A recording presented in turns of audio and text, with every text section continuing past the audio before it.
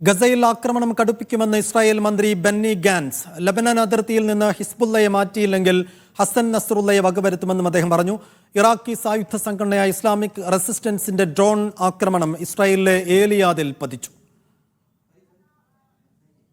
മുഹമ്മദ് സ്വാലിഹ് വിവരങ്ങൾ നൽകും. സ്വാലിഹ്, പല കോണുകളിൽ നിന്ന് ഇസ്രായേലിനെതിരെ ആക്രമണം ഉണ്ടാകുന്നു. ഇപ്പോൾ ഇറാഖിൽ നിന്ന് അവരുടെ മിലീഷ്യയുടെ ഭാഗത്തുനിന്നും കൂടി ആക്രമണം ഉണ്ടാകുന്ന ഒരു പശ്ചാത്തലം എങ്ങനെയാണ്? അതിന് ഇസ്രായേലിന്റെ ഒരു പ്രതികരണം എന്തായിരുന്നു? ഏറ്റവും ഒടുവിൽ ഗസയിൽ ഏത് തരത്തിലുള്ള ആക്രമണമാണ് ഇസ്രായേൽ നടത്തിയിരിക്കുന്നത്? ഇസ്രായേലിലെ ഗോലാൻ ഹൈറ്റ്സിലാണ് ഇപ്പോൾ ഇറാഖിൽ നിന്ന് ഇസ്ലാമിക് റെസിസ്റ്റൻസിന്റെ ഡ്രോൺ ആക്രമണം ഉണ്ടായത്. ഇസ്രായേലികൾ വളരെ കൃത്യമായി ആസൂത്രിതമായി നിർമ്മിച്ച ജൂത സെറ്റിൽമെന്റിനകത്താണ് ഇപ്പോഴൊരു ഡ്രോൺ ആക്രമണം ഉണ്ടായിരിക്കുന്നത്. ഈ സെറ്റിൽമെന്റുകൾക്ക് പറയുന്ന പേരാണ് മോഷാവ്. ഇത്തരത്തിലൊരു മോഷാവിലാണ് ഏറ്റവും അവസാനമായി ഇറാഖിൽ നിന്ന് ആക്രമണം ഉണ്ടായിരിക്കുന്നത്. നമുക്കിപ്പോൾ പറയാനാകുന്നത് കൃത്യമായി ബഹുമുഖ ആക്രമണങ്ങൾക്ക് നടുവിലാണ് ഇസ്രായേൽ എന്നതാണ്. ഇസ്രായേലിലെ മാധ്യമങ്ങൾ തന്നെ ഇത്തരത്തിൽ കാര്യങ്ങൾ റിപ്പോർട്ട് ചെയ്യുന്നുണ്ട്.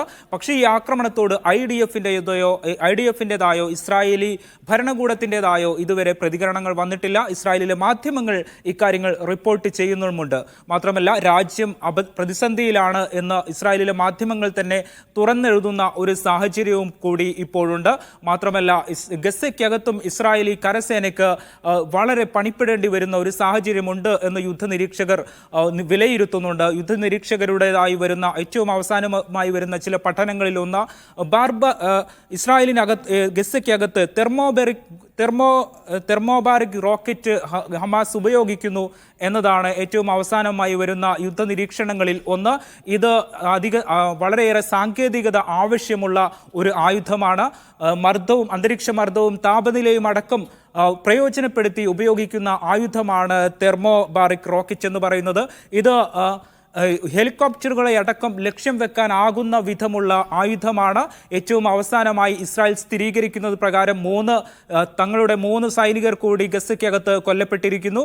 മാത്രമല്ല, നിരവധി സൈനികർക്ക് പരിക്കേറ്റു എന്നുകൂടി ഇസ്രായേൽ ഔദ്യോഗികമായി സ്ഥിരീകരിക്കുന്നുണ്ട്. പക്ഷേ ഇസ്രായേലിനകത്തുള്ള ആശുപത്രികളിൽ നിന്നടക്കം വരുന്ന റിപ്പോർട്ടുകൾ ഇസ്രായേൽ സ്ഥിരീകരിക്കുന്നതിലധികം കാഷ്വാലിറ്റി ഇസ്രായേലിന് സംഭവിക്കുന്നുണ്ട് എന്നാണ്. ഇങ്ങനെ ഇസ്രായേൽ ബഹുമുഖ ആക്രമണം നേരിടുന്നു. ലബനനിൽ നിന്ന് കിരിയത് ഷെമോനയിൽ ഒരു റോക്കറ്റ് പതിച്ചിട്ടുണ്ട്. മാത്രമല്ല, ഇറാഖിൽ നിന്ന് ആക്രമണമുണ്ട്. മറുഭാഗത്ത് ഹൂത്തികൾ ഒരു ഭാഗത്ത് വലിയ തോതിലുള്ള കപ്പൽ പാത ഉപരോധം നടത്തുന്നുണ്ട്. ഇപ്പോൾ ഏറ്റവും അവസാനമായി യുദ്ധത്തിന് നീണ്ടുനിൽക്കുന്ന ഒരു ഇടവേള വേണം, ഒരു സീസ്ഫയർ, ഒരു വെടിനിർത്തൽ വേണം എന്ന് ആവശ്യപ്പെട്ടിരിക്കുന്നത് ഫ്രഞ്ച് പ്രസിഡന്റ് ഇമ്മാനുവൽ മാക്രോൺ ആണ്.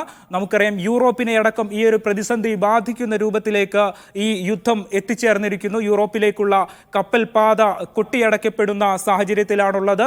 ചരക്കു ഗതാഗതം പൂർണ്ണമായി ഇല്ലാതാകുന്നതിലേക്ക് എത്തുകയാണ് എന്ന് നമുക്ക് ഈ നിമിഷം പറയാം. ഇങ്ങനെ മാത്രമല്ല, യൂറോപ്പിലും അമേരിക്കയിലും അടക്കം വിവിധ ഇടങ്ങളിൽ പ്രതിഷേധവും നടക്കുന്നുണ്ട്. ഇപ്പോൾ ഏറ്റവും അവസാനമായി വലിയ തോതിലുള്ള പ്രതിഷേധം കണ്ടത് യു എസിലും അതോടൊപ്പം മറ്റ് യൂറോപ്യൻ രാജ്യങ്ങളിലുമാണ്. ലോസ് ആഞ്ചലസിലും ന്യൂയോർക്കിലും ഈ വിമാനത്താവളങ്ങളിലേക്കുള്ള പാതകൾ പ്രതിഷേധക്കാർ തടഞ്ഞിരിക്കുകയാണ്. സൈഫുദ്ദീൻ. മുഹമ്മദ് സ്വാലിഹാണ് ന്യൂസ് ഡെസ്കിൽ നിന്ന് വിവരങ്ങൾ നൽകിയത്.